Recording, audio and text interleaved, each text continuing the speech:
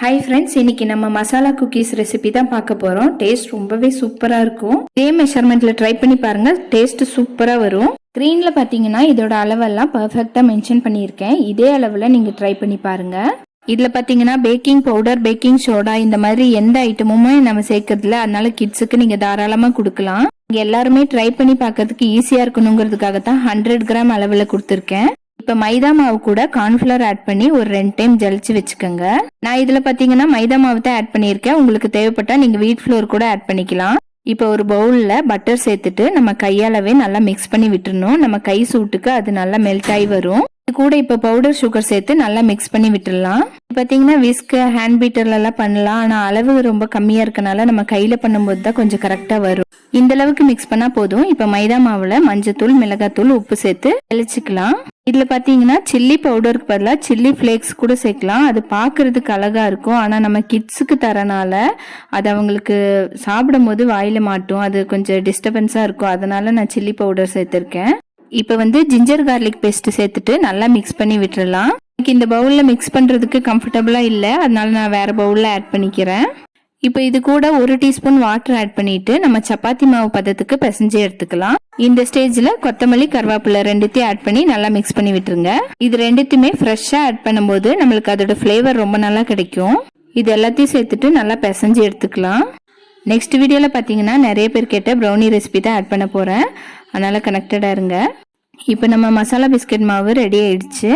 இதை நான் ஒரு மேட்ல இப்படி விரிச்சுக்கிறேன். இப்போ பூரிக்கட்டை வச்சு இந்த மாதிரி திரட்டி எடுத்துக்கலாம். இதில் முக்கியமான ஸ்டெப்பு இந்த ஸ்டெப்பு தான். இந்த ஸ்கேல் வச்சுட்டு அந்த எல்லா சைடும் ஈவனாக பண்ணுறேன் பாருங்க, அது ரொம்ப முக்கியமான ஸ்டெப்பு.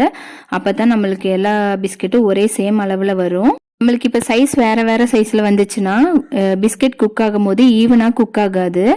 ஒரு பிஸ்கெட் குக் ஆகிருக்கும், ஒன்று குக் ஆகிருக்காது. திக்னஸ் ஜாஸ்தியாக இருக்குல்ல சிலது, அதில் குக் ஆகிருக்காமல் இருக்கும். அந்த மாதிரி ஆகிடும். அதுக்காகத்தான் நம்ம இந்த ஸ்டெப் ஃபாலோ பண்ணி ஈவனாக ஒரே ஷேப்பில் கொண்டு வர்றது. நம்ம பிஸ்கெட்டோட திக்னஸ் எந்த அளவுக்கு இருக்கணும்னா, நம்ம ஃபிங்கர்ல அந்த ஃபர்ஸ்ட் கோடு இருக்கு பாத்தீங்களா, அதுல இருந்து பாதி அளவு ஹைட் இருக்கணும். குக்கி கட்டர் வச்சு இந்த மாதிரி அழகா ரவுண்ட் ஷேப்பா பண்ணி எடுத்தாச்சு. இப்போ இதை நம்ம ட்ரேல ஆட் பண்ணிடலாம். இதுக்கு ட்ரேக்கு கீழே நம்ம பட்டர் பேப்பர் அந்த மாதிரி எல்லாம் விரிக்கணும்னு அவசியமே இல்லை. நம்ம டைரக்டா இப்படி வச்சாலே போதும். இப்போ மீதி இருக்க மாவை இதே மாதிரி மறுபடியும் திரட்டி அதுல இருந்து வர பீசஸ் எடுத்துக்கலாம். ஃபைனலா கொஞ்சோண்டு மாவு இருந்தது, அதை நான் கையிலேயே சும்மா உருட்டி வச்சிருக்கேன். இந்த 100 கிராம் மெஷர்மெண்ட்ல பாத்தீங்கன்னா நம்மளுக்கு 12 பிஸ்கெட்ஸ் வந்திருக்கு. இந்த ஸ்டேஜ்ல ஓவனை ஒரு 5 மினிட்ஸ் 180 டிகிரில ப்ரீஹீட் பண்ணி வச்சுக்கலாம். ப்ரீஹீட் ஆனதுக்கு அப்புறம் இப்ப பிஸ்கெட் மாவு உள்ள வச்சிடலாம். பிஸ்கெட் பேக் ஆகிறதுக்கு கரெக்டா 12 to 15 மினிட்ஸ்ல பேக் ஆயிடும். நம்ம பிஸ்கெட் பேக் ஆயிடுச்சுன்னு எப்படி கண்டுபிடிக்கிறதுன்னு பாத்தீங்கன்னா, ஒரு 12 மினிட்ஸ் ஆனதுக்கு அப்புறம் ஒரு இந்த மாதிரி ஸ்கேல் வச்சுட்டு இப்படி லைட்டா மூவ் பண்ணி பாருங்க. நல்லா நம்ம பிஸ்கெட் மூவ் ஆகும். அதுக்கப்புறம் இப்படி திருப்பி பாத்தீங்கன்னா லைட்டா ப்ரௌனா இருக்கும். இந்த ஸ்டேஜ்ல நீங்க வெளியே எடுத்துடலாம். வெளியே எடுத்ததுக்கு அப்புறம் பாத்தீங்கன்னா பிஸ்கெட் கொஞ்சம் சாஃப்டா இருக்க மாதிரி தெரியும். நீங்க ஒரு 15ல இருந்து 30 மினிட்ஸ் வரைக்கும் நீங்க அப்படியே ஆறதுக்கு விட்டுறணும். செம்மையா கமகமன்னு ஸ்மெல் வருதுங்க. டேஸ்ட் கூட செம்ம டேஸ்டா இருந்தது. ட்ரை பண்ணி பாருங்க.